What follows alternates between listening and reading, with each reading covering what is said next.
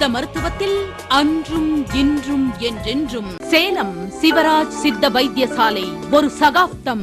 இந்தியாவில் 7 தலைமுறைகளாக தொடர்ந்து சித்த வைத்தியம் செய்து வரும் ஒரே ஸ்தாபனம் சேலம் சிவராஜ் சித்த வைத்தியசாலை மட்டுமே.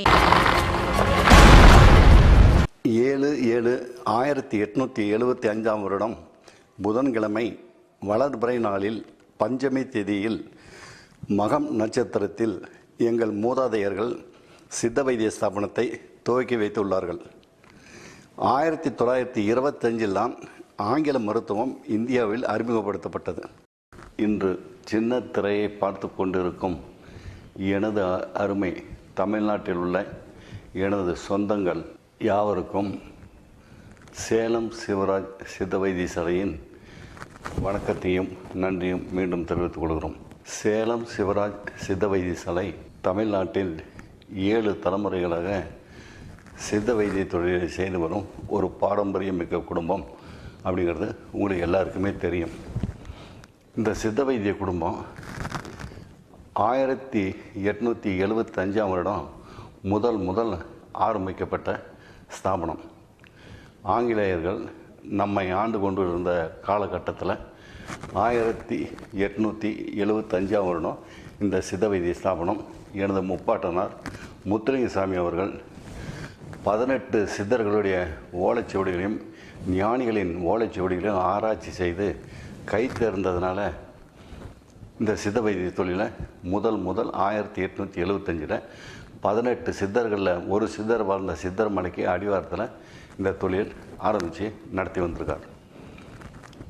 இந்த தொழில் இன்றைய காலகட்டம் இன்னைய தேதியில் 7 தலைமுறைகளாக இவ்வளோ காலமாக வளர்ந்து வந்த இந்த தொழில் நான் பிறந்து வளர்ந்த என்னுடைய தமிழ்நாட்டில் உள்ள எனது சொந்தங்கள் இந்த சித்த வைத்தியசாலைக்கு கொடுத்த அபரிதமான ஒரு ஆதரவுனாலையும் எங்கள் மேலே அவங்க வச்சுருக்க ஒரே நம்பிக்கையின் காரணமாக தான் இந்த சித்த வைத்திய ஸ்தாபனம் இன்றைக்கி இந்த அளவு விரிவடைஞ்சு 7 தலைமுறைகளாக வளர்ந்து வந்திருக்குது அப்படிங்கிறது ஒரு சாதாரணமான விஷயம் அல்ல. என் தமிழ்நாட்டு சொந்தங்களுக்கு நன்றியை தெரிவிச்சுக்கிறேன். ஏன்னா 1875 ஆரம்பிக்கப்பட்ட நமது ஸ்தாபனம் இந்தியாவில் ஆங்கில மருத்துவம் 1925 ஆங்கில மருத்துவம் இந்தியாவில் ஆரம்பிக்கப்பட்டது. அப்போ 1925 எங்கே இருக்குது, 1875 எங்கே இருக்குது? அப்போ இந்த இடைப்பட்ட காலத்தில் நமது சொந்தங்கள் யாவும் உடல்நிலையை பாதுகாத்துக்கிறதுக்கும் உடல்நிலையை பாதிப்பு வந்த உடல்நிலையை மருத்துவத்தில் சிகிச்சை பண்ணணும் அப்படிங்கும்போது இந்த சித்த வைத்திய முறைகளில் தான் சித்த வைத்தியம் அந்த காலகட்டத்தில் செஞ்சு வந்திருக்காங்க அப்படிங்கிறத இந்த நேரத்தில் ரொம்ப பெருமையாக நான் சொல்லிக்கிறேன். 7 தலைமுறைகள் 1875 ஆரம்பிக்கப்பட்ட இந்த ஸ்தாபனம் நடந்து வந்த பாதைகள், பட்ட கஷ்டங்கள், வேதனைகள் என்ன காரணம் அப்படின்னா இந்த சித்த வைத்தியத்தை எந்த அளவுக்கு வளர்ச்சியடை கொண்டுட்டு வரணுங்கும்போது எனது முப்பாட்டனார், எனது தகப்பனார், நான் கன்னியாகுமரியிலிருந்து தமிழகத்தில் எங்கள் 3 பேர்த்தினுடைய காலடி பாதமும் படாத கிராமங்களே கிடையாது அப்படிங்கிறத இந்த நேரத்தில் நாங்கள் தெரிவிச்சுக்கிறோம். ஏன்னா அந்த காலகட்டத்தில் சித்த வைத்தியத்தை கொண்டு போய் வளர்ச்சி அடைய பண்ணிட்டு வந்த ஸ்தாபனம் இது. இன்றைக்கி என்னுடைய தமிழ்நாட்டில் உள்ள சொந்தங்கள் அத்தனை பேரும் எங்களுக்கு கொடுக்குற ஆதரவு இருக்கேன். இன்றைக்கி தமிழ்நாட்டில் உள்ள சொந்தங்கள் அத்தனை பேரும் எங்களுக்கு கொடுக்குற ஆதரவு உங்களையெல்லாம் நன்றியை தெரிவிச்சுட்டு உங்கள் ஒவ்வொருத்தருடைய பாதத்தையும் தொட்டு வணங்குறேன். என்ன காரணம் அப்படின்னா அந்த அளவு வளர்ச்சி வளர்ந்த இந்த ஸ்தாபனத்தை இப்போ ஒரு நிமிஷம் காட்டுறேன், நீங்களே பாருங்கள். 7/7/1875 புதன்கிழமை வளர்பிறை நாளில் பஞ்சமி தேதியில் மகம் நட்சத்திரத்தில் எங்கள் மூதாதையர்கள் சித்த வைத்திய ஸ்தாபனத்தை துவக்கி வைத்துள்ளார்கள். 1925 தான் ஆங்கில மருத்துவம் இந்தியாவில் அறிமுகப்படுத்தப்பட்டது. 1875 முன்பிருந்து எங்கள் சித்த வைத்தியசாலை நடந்து வந்த பாதைகள். எனது முப்பாட்டனார் தமிழ்நாட்டில் போக்குவரத்து வசதி வளர்ச்சி அடையாத காலகட்டத்தில் ஜட்கா வண்டி, குதிரை வண்டி மூலம் ஒவ்வொரு ஊருக்கு சென்றும் நோட்டீஸுகள் அச்சடித்து சந்தைக்கு சந்தை விளம்பரம் செய்தும் சித்த மருத்துவம் என்னும் மாபெரும் மருத்துவ பணியை ஆற்றினார்கள். 12/4/1927 செவ்வாய்க்கிழமை எங்கள் சித்த மருத்துவ பணி சிறப்பாக இருந்ததன் காரணமாக ஆங்கிலேய அரசு எங்கள் அகஸ்தியர் மாளிகையிலேயே சிறப்பு தபால் நிலையம் ஒன்றை எங்களுக்கு அமைத்து கொடுத்துள்ளார். 10/6/1929 திங்கட்கிழமை ஆங்கிலேய கவர்மெண்ட் சேலம் சயரோக சங்கத்திற்கு தலைவராக எங்களை தேர்ந்தெடுத்தார்கள். 30/5/1937 ஞாயிற்றுக்கிழமை எங்கள் மலையில் ஏழைகளுக்கு தர்ம வைத்தியசாலை ஒன்றை ஏற்படுத்தி மேற்படி தர்ம வைத்தியசாலையை சேலம் ஜில்லா கலெக்டர் துரை கணம் SV ராமமூர்த்தி அவர்களால் துவக்கப்பட்டது. 19/7/1937 சனிக்கிழமை ஆங்கிலேய அரசால் காரனேஷன் மெடல் அளித்து எனது முப்பாட்டனார் அவர்கள் கௌரவிக்கப்பட்டனர். 16/6/1939 வெள்ளிக்கிழமை சென்னை சென்ட்ரல் இந்திய வைத்திய போர்டார் எங்கள் சித்த மருத்துவ வைத்தியசாலையும் மருந்துகளையும் நேரில் ஆய்வு செய்து முதல் வகுப்பில் தேர்வு செய்து 16/6/1939 பார்மசி ரெஜிஸ்ட்ரேஷன் கொடுத்துள்ளனர். எங்கள் மூதாதையர்கள் அந்த காலத்திலேயே சித்த மருந்துகளை கீழ் தேசிய நாடுகளான சுமத்ரா, ஜாவா, இந்தோனேசியா மற்றும் ஐரோப்பிய நாடுகளுக்கு மருந்துகள் அனுப்பி வைத்துள்ளார்கள். குறிப்பாக தற்போதைய நாடுகளில் மொத்தம் 33,000 தீவு கூட்டங்கள் அந்த காலத்தில் தனித்தனியே தீவுகளாக இருந்தது. போர்னியோ தற்போது இந்தோனேசியாவில் தனி தீவாக இருக்கிறது. தமிழ் மாமன்னர் ராஜராஜ சோழன் அவரின் இயற்ற பெயர் அருள்மொழி தேவர் அவர்களும் அவரது மகன் திரு ராஜேந்திர சோழன் அவர்களும் EP 950 முதல் 1120 வரை சோழ மண்டலத்தின் தமிழ் பெரும் படையை திரட்டிக் கொண்டு மாநக்காவரம், அந்தமான், நிக்கோபார் தீவுகள், பின்பு கீழ்தேச நாடுகளான சுமத்ரா, ஜாவா, பாலி, திமோர் ஆகிய தீவு கூட்டங்களை பிடித்து ஆட்சியை நிறுவிய காரணத்தாலே கடாரம் கொண்டான் என்ற பட்ட பெயர் ஏற்பட்டது. அப்போதிருந்து அங்கு பெரும் எண்ணிக்கையிலான தமிழ் குடும்பங்கள் குடியேறி இப்போதும் வாழ்ந்து வருகிறார்கள். இந்தோனேசியா தீவு கூட்டத்தின் மெனடா செலிபஸ் என்ற பெரிய தீவு தற்போது செலியஸ் சுலேவசி என்று உள்ளது. இங்கும் எங்களது மூதாதையர் சித்த மருந்துகளை அனுப்பி வைத்துள்ளார்கள். தமிழ்நாட்டில் மன்மத சிந்தாமணி என்ற லேகியம் இந்தோனேசியாவில் உள்ள கிரேடா என்ற பள்ளத்தாக்கு பகுதியில் ஜாமு என்ற தாது புஷ்டி லேகியமாக கடைகளில் விற்பனை செய்ததாகவும் இதனை ஆண்களும் பெண்களும் தங்களின் பலகீனத்துக்காக வாங்கியதாகவும் உள்ளது. எங்கள் மூதாதையர் கப்பல் வழி அனுப்பிய லேகியங்களே அங்கு அனுப்பப்பட்டதற்கு இதுவே சான்றாகும். ஆதாரம் திரு மணியன் அவர்கள் 1975 இதயம் பேசுகிறது வார இதழில் இது பற்றி உள்ளது. 1875 முன்பிருந்து எங்கள் சித்த வைத்தியசாலை ஸ்தாபனம் நடத்தப்பட்டு வருகிறது. 1925 தான் ஆங்கில மருத்துவம் இந்தியாவில் முதல் துவக்கப்பட்டது. பழங்கால மற்றும் உள்நாட்டு மருத்துவத்தை பாதுகாக்கவும் உயிர்ப்புடன் வைத்திருக்கவும் ஸ்கூல் ஆஃப் இந்தியன் மெடிசன் துவங்கப்பட்டது. அதன் பெயர்தான் கீழ்ப்பாக்கம் அரசினர் மருத்துவக் கல்லூரி. அப்பொழுது வழங்கப்பட்ட பட்டம் LIM டிகிரி. அதன் பிறகு காலேஜ் ஆஃப் இந்தியன் மெடிசனாக மாற்றப்பட்டது. அது முதல் GCIM என்ற மெடிக்கல் டிகிரி வழங்கப்பட்டது. 1960 இன்டகிரேட்டட் மெடிசன் கோர்ஸ் துவங்கப்பட்டது. அன்று முதல் MBBS டிகிரி வழங்கப்பட்டது. 1972 தான் அறுவை சிகிச்சை பிரிவு தனியாக முதல் துவக்கப்பட்டது. அரசாங்க அனுமதி பெற்ற RAMP சித்த மருத்துவர்களும் சித்த மருத்துவ கல்லூரியில் பட்டம் பெற்ற மருத்துவர்களும் பட்ட மேற்படிப்பு படித்தவர்களும் மாவட்ட மருத்துவமனையில் வேலை செய்பவர்களும் மாவட்ட மருத்துவ இயக்குநர்களாகவும் எங்கள் குடும்பத்தின் வாரிசுகள் அதிகம் உள்ளார்கள். சித்த வைத்தியத்திலும் ஆங்கில மருத்துவத்திலும் ஹோமியோபதி மருத்துவத்திலும் நேச்சுரோபதி மருத்துவத்திலும் எங்கள் குடும்பத்தின் வாரிசுகள் தமிழ்நாட்டில் அதிகம் உள்ளார்கள். எங்கள் குடும்பத்தின் வாரிசுகள் LIM பட்டம் பெற்ற மருத்துவர்களும் GCIM பட்டம் பெற்ற மருத்துவர்களும் MBBS பட்டம் பெற்ற மருத்துவர்களும் MD பட்டம் பெற்ற மருத்துவர்களும் MS பட்டம் பெற்ற மருத்துவர்களும் அமெரிக்கா, சிங்கப்பூர் போன்ற மேலை நாடுகளில் வேலை செய்யும் எனது சகோதர சகோதரிகளும் பேரன்களும் அதிகம் உள்ளனர். சென்னையில் பிரபல மருத்துவமனைகளில் சிறப்பு மருத்துவர்களாகவும் வேலை செய்பவர்கள் அதிகம் உள்ளனர் என்பதை தெரிவித்துக் கொள்கிறோம். விவரங்கள் அறிய விரும்புவோர் சேலம் தலைமை அலுவலகத்திற்கு தொடர்பு கொண்டால் விவரம் அறியலாம். சேலம் தலைமை மற்றும் முகாம்களில் பெண்கள் அனுமதிக்கப்பட மாட்டார்கள் என்பதை அறியவும். இப்போ இந்த நிகழ்ச்சி பார்த்துட்டீங்க இல்லையா? அப்போ எந்த அளவுக்கு எவ்வளோ கஷ்டப்பட்டு எந்த அளவுக்கெல்லாம் உலக நாடுகளில் எல்லா நாடுகள்லேயும் இந்த வைத்தியம் செஞ்சுருக்காங்க அப்படின்னா, அந்த காலகட்டத்தில் கோவணம் கட்டிய காலம்னு சொல்லுவாங்க. கோவணம் கட்டிய காலம்னு சொல்லுவாங்க. அந்த காலகட்டத்தில் இந்த சித்த வைத்தியத்தை எப்படி கடந்த நாடுகள்லாம் போய் வைத்தியம் பண்ணியிருக்காங்க அப்படிங்கிறத ஒவ்வொன்றும் தேதி, மாதம், வருடம், என்ன கிழமை ஆரம்பிச்சிருக்காங்க அப்படிங்கிறத உங்களுக்கு இதில் விளக்கமாக காட்டியிருக்கேன். இதில் நான் பொய்யை சொல்கிறதும், உங்களை ஏமாத்துறதும், உங்களை திசை திருப்புறதும், ஏமாற்றி வைத்தியம் செய்கிறதும் இதில் கடுகளை கூட கிடையாது. எல்லாமே ஆதாரத்தோடு என் முப்பாட்டனார் ஆரம்பித்த காலத்திலேருந்து இன்றைக்கி என் பேரன் சிவராஜ் சிவி காலம் வரலும் பார்த்திங்கன்னா எல்லாத்தையும் ஆதாரத்தோடு இதில் நான் காட்டியிருக்கேன்.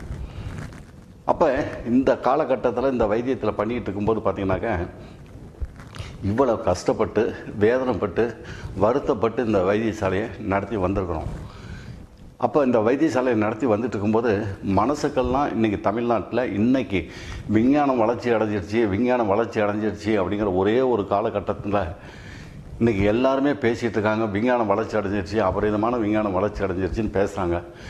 அதை நான் கண்டிப்பாக வரவேற்கிறேன், நன்றி தெரிவிச்சுக்கிறேன். இது எதுக்காக சொல்ல வரேன் அப்படிங்கிறத நான் இப்போ உங்கள்கிட்ட சொல்கிறேன்.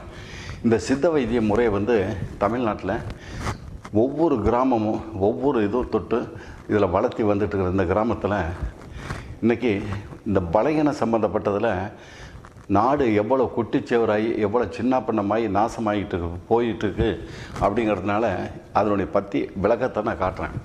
ஏன்னா 18 சித்தர்களும் ஞானிகளும் அந்த காலகட்டத்தில் இந்த 18 சித்தர்களும் ஞானிகளும் எழுதி வச்ச பாடல்கள் ஆயிரக்கணக்கான பாடல்களை எழுதி வச்சுருக்காங்க.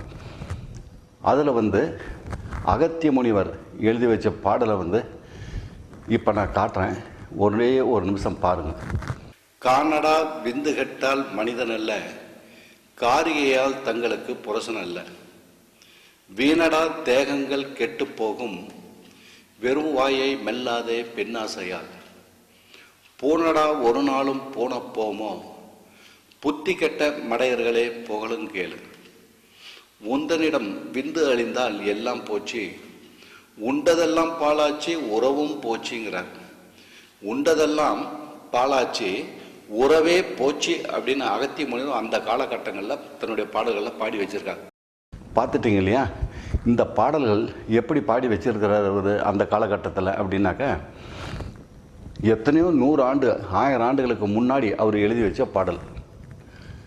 திருக்குறளை எப்படி வைத்தியத்துக்காக 10 பாடல்களை எப்படி திருவள்ளுவர் எழுதி வச்சிருக்காரோ அந்த மாதிரி அவங்க எழுதி வச்ச பாடல்களை தான் இப்போ நான் உங்களுக்கு காட்டியிருக்கேன். அது ஒரு பேராகிராஃப் மட்டும்தான் காட்டியிருக்கேன். அதில் என்ன சொல்லியிருக்காரு? காணடா விந்து கட்டால் மனிதன் அல்ல, காணடா விந்து கட்டால் மனிதன் அல்ல அப்படின்னு போட்டு, காரிகையால் தங்களுக்கு புரசன் அல்ல. கடைசியாக சொல்கிறாரு, வீணடா தேகங்கள் கெட்டு போகும், வெறுவாய மெல்லாதே பெண்ணாசையால், போனடா ஒரு நாளும் போன போமோ, புத்தி கெட்ட மடையர்களை புகழுங்கேளு, உந்தனிடத்தில் விந்து அழிந்தால் உண்டதெல்லாம் பாலாச்சு உறவே போச்சு அப்படிங்கிறார். உண்டதெல்லாம் பாலாச்சு உறவே போச்சு அப்படிங்கும்போது இந்த பாடல்கள் 18 சித்தர்களில் ஒரு சித்தரான அகத்திய முனிவர் எழுதி வச்ச பாடலை தான் இப்போ நான் உங்களுக்கு காட்டியிருக்கேன். இந்த பாடல் சென்னையில் கோடம்பாக்கத்தில் போய் பாடல் ஆசிரியர்கள் இருக்காங்க இல்லையா, அவங்ககிட்ட போய் நான் இந்த மாதிரி பலகீனத்துக்காக ஒரு சின்ன திரையில் ஒரு நிகழ்ச்சி பேச போனேன், எனக்கு ஒரு பலகீனத்தை பற்றி ஒரு பாடலை எழுதி கொடுங்க சார் அப்படின்னு ஒருத்தர்கிட்ட கேட்குறதும், இன்னொரு பாடல் ஆசிரியர்கிட்ட சார் இந்த விந்து நஷ்டத்துக்காக ஒரு பாடல் எழுதி கொடுங்க சார் அப்படின்னு கேட்குறதோ, இல்லை இன்னொரு பாடல் ஆசிரியர்கிட்ட போய் சார் நீங்கள் தான் ஒரு பாடல் எழுதி கொடுங்க சார், அவங்க தான் சரியாக எழுதலை, நீங்களாவது எழுதி கொடுங்க சார் அப்படின்னு கேட்டு நான் வாங்கி இந்த பாடலை காட்டல. அவங்கக்கிட்டலாம் பாடல் ஆசிரியர்கிட்ட கேட்டு வாங்கி இந்த பாடலை நான் காட்டல. அகத்திய முனிவர் அந்த காலகட்டத்தில் பாடியிருக்கார். அப்போ பாடியிருக்காருன்னா அவங்களாம் தீர்க்கதரிசி.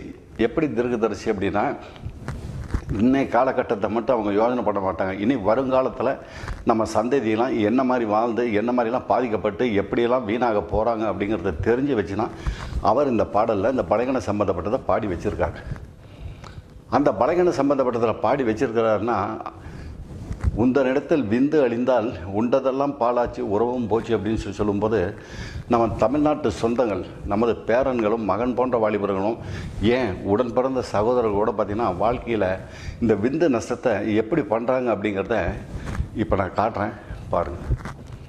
சுய இன்பம், முஷ்டித்தனம், கரப்பழக்கத்தினால் தெரிந்தோ தெரியாமலோ கெட்ட நண்பர்களின் சகவாசத்தினால் தவறான வழிகளில் ஈடுபடுதல், தன்னை விட வயது அதிகமானவர்களிடம் தொடர்பு கொண்டு சக்தியை வீணாக்குதல், மனமாக முன் பல மாதர்களிடம் தொடர்பு கொண்டு அதிகமாக புணர்ச்சியில் ஈடுபடுதல், இக்காரணங்களால் மட்டுமே ஆண்மை குறைவு ஏற்படும். தவறு செய்பவர்களுக்கு உடனே அதன் கெடுதல் தெரியாது. குறைந்தது 5 வருடங்கள் பொறுத்துதான் கொஞ்சம் கொஞ்சமாக தெரிந்து பிறகு 5 வருடத்திற்குள் ஆண்மை சக்தியை முழுவதும் இழந்து விடுகிறார்கள். அதனால் ஏற்படும் பாதிப்புகள்: கண் எரிச்சல், கெட்ட கனவு மூலம் அடிக்கடி சக்தி வெளியாகுதல், ஞாபகம் மறதி, தைரிய குறைவு, தூக்கமின்மை, அதிக உஷ்ணம், பசி குறைவு, மலச்சிக்கல், கை கால் சோர்வு, உடல் உறுப்பு தளர்ந்தும் சிறுத்தும் போதல், கோணலாகவும் போதல், விரைகள் ஒன்றுக்கொண்டு சிறுத்தும் பெருத்தும் காணுதல், அடிக்கடி சிறுநீர் போகுதல், வெளிக்கு போகும் முன் முக்கினால் மூத்திரத்திற்கு முன் 2-3 சொட்டு சக்தி வெளியாகுதல், சில நேரம் சக்தி மூத்திரத்திலேயே கலந்து போகுதல், மனம் செய்ய பயம், சில மனமானவர்கள் இல்லற வாழ்க்கையில் சுகம் பெற பயம், சில மனமானவர்கள் இல்லற வாழ்க்கையில் சுகம் பெற முடியாமலும் ஏமாற்றம் அடைவதும், சிலருக்கு குழந்தை பாக்கியமே இல்லாமல் போவதும் போன்றவைகள் இதன் அறிகுறிகள். 2-3 மாதங்களில் எவராலுமே குணப்படுத்த முடியாது, ஏமாந்திர வேண்டாம். குறிப்பு: தவறு செய்யாதவர்களுக்கு கண்டிப்பாக ஆண்மை குறைவு ஏற்படாது. 2-3 வருடம் தவறு செய்தவர்களுக்கு தூக்கத்தில் சக்தி வெளியாகும், சிறுநீரில் சக்தி வெளியாகும், மலம் போகும்போது நுரையாட்டம் சக்தி வெளியாகும். பார்த்துட்டீங்க இல்லையா?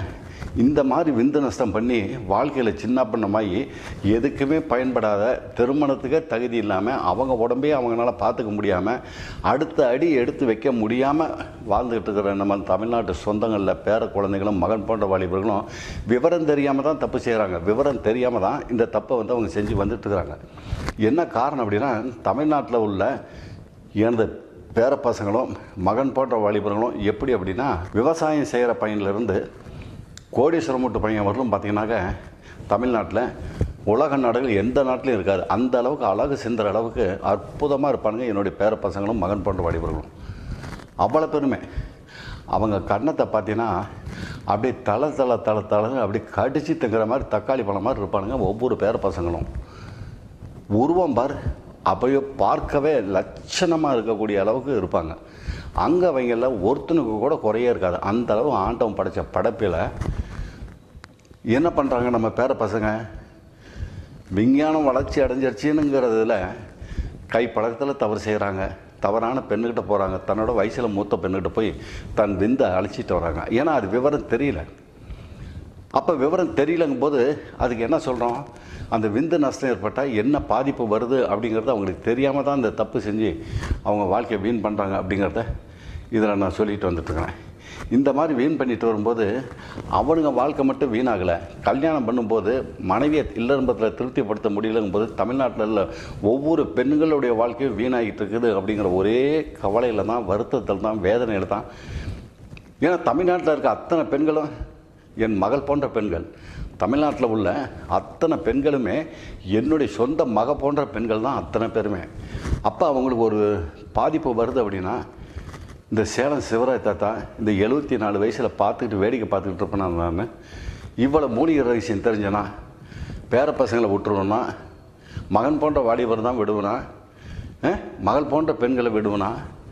ஏன் தா உட்காந்துட்டு இருக்கிறார் பார், ஐயா உட்காந்துட்டு இருக்கார் என் சகோதரன், அவரும் தான் விட்டுருணும். நான் யாரையுமே விட மாட்டேன். ஏன்னா இந்த மூலிகை ரகசியம் அந்த அளவுக்கு தெரிஞ்சு வச்சிருந்தால்தான் தான் இதில் விவரத்தை சொல்லி வந்துக்கிட்டு இருக்கிறேன் நான். இந்த மாதிரி விவரத்தை சொல்லிட்டு வரேன் நான். எப்படி இந்த சித்த வைத்தியம் எத்தனை வருடத்துக்கு முன்னாடி வளர்ந்து வந்தது அப்படிங்கிறத இன்றைக்கி 35 வயசு 40 வயசு 45 வயசில் இருக்கிற சில ஆங்கில மருத்துவர்கள் என்ன சொல்கிறாங்க அப்படின்னாக்க, ஆங்கில மருத்துவர்கள், தமிழ்நாட்டில் இருக்க ஆங்கில மருத்துவர்கள் அவ்வளோ பேரும் கையெடுத்து கும்பிட்றேன் நான். ஆங்கில மருத்துவர்கள் அவ்வளோ பேர்த்தையும் கையெடுத்து கும்பிட்டு இன்றைக்கி செய்கிற சாதனையில் பார்த்தோன்னா உலகளவியாக சாதனையை செஞ்சுட்டு வந்துட்டுருக்குறாங்க. இந்த நேரத்தில் அவங்களுக்கெல்லாம் நன்றியை தெரிவித்து நீங்கள் செய்கிற தொழிலுக்கு மதிப்பை கொடுத்து உங்களுக்கு என்னுடைய வணக்கத்தையும் நன்றியை நான் தெரிவிச்சுக்கிறேன் இந்த நேரத்தில். அந்த மாதிரி மருத்துவர்கள் அவங்க பாட்டுக்கு அந்த வேலையை செஞ்சிட்ருக்குறாங்க. ஆனால் நிறைய பேர் எங்கிட்ட சிகிச்சைக்கு வரவங்கெல்லாம் வேதனைப்பட்டு வருத்தப்பட்டு கவலைப்பட்டு, தாத்தா இந்த ஆங்கில மருத்துவர்கிட்ட போனேன், தாத்தா இந்த ஊரில் இந்த ஆங்கில மருத்துவர்கிட்ட போனேன், பாம்பேயில் இந்த மருத்துவர்கிட்ட போனேன், தாத்தா துபாயில் கூட இந்த மருத்துவர்கிட்ட போய் பார்த்தேன், கேரளாவில் இந்த மருத்துவர்கிட்ட பார்த்தேன், தாத்தா ஆந்திராவில் கூட பார்த்தேன், கர்நாடகாவில் கூட பார்த்தேன். ஆனால் அந்த மருத்துவர்கள்லாம் என்ன சொல்கிறாங்கன்னா, நீங்கள் சொல்கிறதுக்கு எதிர்மறையாக சொல்கிறாங்க தாத்தா. சித்த வைத்தியர்லாம் ஒரு வைத்தியரே கிடையாது. சித்த வைத்தியத்தில் சொல்கிற விஷயங்கள் யாவுமே உங்களை ஏமாத்துறதுக்காக திசை திருப்பி சொல்கிற வார்த்தைகள். விந்து நஷ்டங்கிறது, நாங்கள்லாம் ஆங்கில மருத்துவம் 5.5 வருஷம் படிச்சுட்டு வந்திருக்கிறோம், ஆங்கில மருத்துவம் 5.5 வருஷம் படிச்சுட்டு வந்திருக்கிறோம், எங்களுக்கெல்லாம் இதை பற்றி கரைச்சி குடிச்சிட்டு வந்திருக்கோம். அதனால் நீ கைப்பழக்கத்தில் செய்கிறதோ தூக்கத்தில் வெளியாகிறதோ ஒன்றுக்குள்ளே வெளியாகிறதோ தப்பு கிடையாது, எவ்வளோ வெளியானாலும் கவலைப்பட வேண்டாம், அதை நாங்கள் குணப்படுத்தி கொடுக்குறோம் அப்படின்னு சொன்னாங்க. அதை நம்பி தான் தாத்தா நாங்கள் போனோம். ஏன்னா அவங்க ஆதாரத்தோடு படித்து முடிச்சுட்டு வந்தவங்க அப்படிங்கிற ஆதாரத்தை நம்பி தான் நாங்கள் போனோம். ஆனால் கடைசியில் பார்த்தா எங்கள் வாழ்க்கை குட்டிச்சுவராகி சின்ன பின்னமாகி திருமணத்துக்கே தகுதி இல்லாமல் நான் இன்றைக்கி ஊரை விட்டு ஓடி போய் கேரளாவில் ஒழிஞ்சிக்கிட்டு இருக்கிறேன் தாத்தா. கல்யாணம் பண்ணுறேங்க எங்கள் அப்பா. நான் வேதனையில் ஓடி போய் ஒழிஞ்சிக்கிட்டு இருக்கிறேன். ஏன்னா அவங்ககிட்ட சிகிச்சை பண்ணி பார்த்தேன், அவங்க நல்ல முறையில் காப்பாற்றி கொடுப்பாங்கன்னு பார்த்தேன். அவங்க சொல்கிற வார்த்தைகள் தான் கேட்குறதுக்கு ஆசையாகவும் பார்க்குறதுக்கு ரொம்ப நல்ல முறையில் இருந்தது. ஏமாந்து போய் எங்கள் வாழ்க்கையை வீண் பண்ணிகிட்டு இருந்தா தான். ஏன்னா அவங்க ஒவ்வொரு மருத்துவரும் சொல்கிற வார்த்தைகள், சித்த வைத்தியத்தை நம்பாத, சித்த வைத்தியர் ஏமாற்றிடுவாங்க, சித்த வைத்தியருக்கு இதை பற்றி தெரியாது, உங்களெல்லாம் திசை திருப்புற அளவுக்கு பண்ணுவாங்க, சித்த வைத்திய மருந்து சாப்பிட்டீங்கன்னா கிட்னி ஃபெயிலியர் ஆகிடும், சித்த மருந்து சாப்பிட்டீங்கன்னா கிட்னி ஃபெயிலியர் ஆகிடும் அப்படின்னு என்னென்ன பொய்யோ, தமிழ்நாட்டுக்காரன் எவ்வளோ பொய்யா பேசுவானோ அவ்வளோ பொய்யும் அந்த மருத்துவர்கள் பேசிட்டு வந்துட்டு இருக்கிறாங்க. இன்னைக்கு சித்த வைத்தியத்தை அந்தளவு குறைக்கூறி வராங்க. ஆனால் 5.5 வருஷம் தான் பட்டப்படிப்பு படிக்கிறாங்க. எம்பிபிஎஸ் அப்படிங்கிற ஒரு பட்டப்படிப்பு 5.5 வருஷம் தான் எம்பிபிஎஸ்ங்கிற பட்டப்படிப்பு படிச்சுட்டு இன்றைக்கி தமிழ்நாட்டில் வந்து இந்த மற்ற மருத்துவர்கள் அவ்வளோ பேத்தையும் கையெடுத்து கும்பிட்டு உங்களுக்கு நன்றி தெரிவிச்சுக்கிறேன். ஆனால் இந்த பலகீனத்துக்குன்னு செய்கிற மருத்துவர்கள், ஊருக்கு இருக்கிற மருத்துவர்கள் மட்டும் குறை கூறி நான் இந்த விஷயத்தை சொல்கிறேன். ஏன்னா அவங்களுக்கெல்லாம் சின்ன வயசு, அவங்களுக்கு இதை பற்றி விவரம் தெரியாது. 5.5 வருஷம் படிப்பில் எந்த விதமான கான்செப்டும் இதில் தெரியாது. சித்த வைத்தியம் எப்படி வளர்ந்து வந்தது, என்ன மாதிரிலாம் வளர்ந்து வந்து என்ன மாதிரிலாம் ஆதாரத்தோடு கொடுத்துருக்குறோம், அகத்திய முனிவர் பாடின பாடலை காட்டியிருக்கிறோம். இவ்வளவு ஆதாரத்தையும் காட்டி இந்த மாதிரி விந்த நஷ்டம் பண்ணால் இந்த பாதிப்பு வரும் அப்படின்னு சொல்லும்போது, தமிழ்நாட்டில் தான் பிறந்திருக்காங்க, தமிழ்நாட்டில் தான் வளர்ந்துருக்காங்க, தமிழ்நாட்டில் தான் ஆளாகி இருக்காங்க. என்ன பண்ண முடியும் சொல்லு, நம்ம என்ன பண்ண முடியுங்கிறேன். அப்போ ஆண்டவனுடைய படைப்பில் இந்த மாதிரி மனசுக்கு ரொம்ப வேதனையும் வருத்தமும் இருக்குது. உனக்கு தெரிஞ்சதுன்னு சொல்லணும் தம்பி, தெரியலன்னு தான் சொல்லுமே ஒழிய சித்த வைத்தியர்களாம் ஏமாத்துறோங்கிற வார்த்தை உன் வாயிலிருந்து ஒரே ஒரு வார்த்தை கூட வரக்கூடாது. இன்றைக்கி சொல்கிற இந்த நிகழ்ச்சியை பார்த்துட்டு இருக்கிற ஆங்கில மருத்துவர்கள் யாராக இருந்தாலும் பலகீனத்துக்கு செய்கிற மருத்துவர்கள் அத்தனை பேர் திருந்துங்க. தமிழ்நாட்டில் பலகீனத்துக்கு செய்கிற மருத்துவர்கள் கேரளாவில் செஞ்சாலும் சரி, ஆந்திராவில் செஞ்சாலும் சரி, கர்நாடகாவில் செஞ்சாலும் சரி, உலக நாடுகளில் செஞ்சாலும் சரி, அந்த பலகீனத்துக்குன்னு சித்த வைத்தியர்கள் சொல்கிறதெல்லாம் ஏமாத்துறது அப்படிங்கிறத சொல்கிறத நீங்கள் திருத்தி உங்களும் நல்ல பெயரோடு வாழணும் அப்படின்னு இந்த நேரத்தில் கேட்டுக்கிறேன். என்ன காரணம் அப்படின்னா, ஆங்கில மருத்துவம் வந்து 1925 தான் முதல் ஆங்கில மருத்துவம் ஆரம்பிக்கப்பட்டது. அதில் முதல் படிப்பு வந்து LIM அப்படிங்கிற ஒரு மருத்துவ படிப்பு. முதல் ஆரம்பிக்கப்பட்ட பட்டப்படிப்பு மருத்துவ படிப்பு LIM அப்படிங்கிற டிகிரி. அதற்கு அடுத்தபடி GCIM அப்படிங்கிற மருத்துவ படிப்பு 2வது ஆரம்பித்தாங்க. அந்த GCIM அப்படிங்கிற மருத்துவ படிப்பு ஆரம்பிக்கும்போது அதில் என்ன மாதிரி சப்ஜெக்ட் வச்சுருக்காங்க அப்படின்னா, அந்த GCIM படிச்சுட்டு வரவங்க ஆங்கில மருத்துவமும் படித்தாகணும், அதே சமயத்தில் சித்த வைத்தியம், ஆயுர்வேதம், யுனானி, இந்த 3ல் சித்த வைத்தியம், ஆயுர்வேதம், யுனானி இந்த 3 மருத்துவத்தில் ஏதாவது ஒரு சப்ஜெக்ட் எடுத்து ஆங்கில மருத்துவமும் படிக்கணும், அதே சமயத்தில் இந்த 3 சப்ஜெக்டில் ஏதோ ஒரு சப்ஜெக்ட் எடுத்து படித்து வரணும். அப்போ தான் இந்த மருத்துவ படிப்பை முடித்து அவங்க வெளியே வந்து மருத்துவராக வேலை செய்ய முடியும் அப்படிங்கிற ஒரு தகுதியை வந்து அந்த காலகட்டத்தில் கொடுத்துருக்காங்க. Government Kilpauk medical college and history of its existence in 1925 the response to the feeling of nationalism and keeping alive the ancient system of indigenous medicine, the School of Indian Medicine was started. The degree conferred at the institution was LIM. In 1947, accordance to the recommendations of the Usman Committee, Chopra Committee and the Pandit Committee of Government of Madras and Government of India, the character of the institute was changed, upgraded and named of College of Indian Medicine. The college gave the degree as GCIM. In 1948, the college was again renamed as a College of Indigenous Medicine, and one of the three systems of indigenous medicine, Ayurveda, Siddha, Unani, should be chosen by each candidate who joined GCIM, and allopathic medicine was common to all. In 1972, the development of the medical college is set into space with the surgical block coming into being. Later, all the different super specialties came into being between in 1972 and 2016 and stands in its glory today. அப்போ இந்த GCIM அப்படின்னு படிச்சுட்டு வந்தவங்களுக்கு மட்டும்தான் இந்த சித்த வைத்தியத்தினுடைய விவரங்கள், அதில் உள்ள விஷயங்கள், அந்த மூலிகை ரகசியங்கள், பட்டைகள், வேர்கள், அது எப்படி சொல்லியிருக்கான், எவ்வளோ ஆதாரத்தோடு சொல்லியிருக்கான் அப்படிங்கிறது அந்த GCIM அப்படிங்கிற பட்டப்படிப்பு படித்த மருத்துவர்கள் மட்டும்தான் தெரியுமே ஒழிய, MBBS படிச்சுட்டு வந்திருக்கேன், MD படிச்சுட்டு வந்திருக்கேன், MS படிச்சுட்டு வந்திருக்கேன் அப்படிங்கிற உங்களுக்கு இந்த பாடத்திட்டம் உங்களுக்கு கிடையாது. MBBS படிச்சுட்டு வந்தவங்களுக்கு இந்த பாடத்திட்டம் கிடையாது.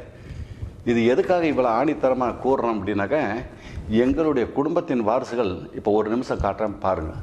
அரசாங்க அனுமதி பெற்ற RAMP சித்த மருத்துவர்களும், சித்த மருத்துவ கல்லூரியில் பட்டம் பெற்ற மருத்துவர்களும், பட்ட மேற்படிப்பு படித்தவர்களும், மாவட்ட மருத்துவமனையில் வேலை செய்பவர்களும், மாவட்ட மருத்துவ இயக்குநர்களாகவும் எங்கள் குடும்பத்தின் வாரிசுகள் அதிகம் உள்ளார்கள். சித்த வைத்தியத்திலும், ஆங்கில மருத்துவத்திலும், ஹோமியோபதி மருத்துவத்திலும், நேச்சுரோபதி மருத்துவத்திலும் எங்கள் குடும்பத்தின் வாரிசுகள் தமிழ்நாட்டில் அதிகம் உள்ளார்கள். எங்கள் குடும்பத்தின் வாரிசுகள் LIM பட்டம் பெற்ற மருத்துவர்களும், GCIM பட்டம் பெற்ற மருத்துவர்களும், MBBS பட்டம் பெற்ற மருத்துவர்களும், MD பட்டம் பெற்ற மருத்துவர்களும், MS பட்டம் பெற்ற மருத்துவர்களும், அமெரிக்கா, சிங்கப்பூர் போன்ற மேலை நாடுகளில் வேலை செய்யும் எனது சகோதர சகோதரிகளும் பேரன்களும் அதிகம் உள்ளனர். சென்னையில் பிரபல மருத்துவமனைகளில் சிறப்பு மருத்துவர்களாகவும் வேலை செய்பவர்கள் அதிகம் உள்ளனர் என்பதை தெரிவித்துக் கொள்கிறோம்.